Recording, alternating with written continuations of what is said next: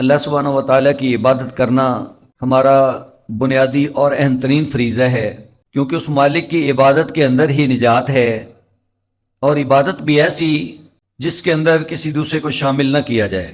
عبادت ایک بہت ہی جامع لفظ ہے، اس کے اندر بہت ساری چیزیں آتی ہیں۔ غرض کسی بھی لحاظ سے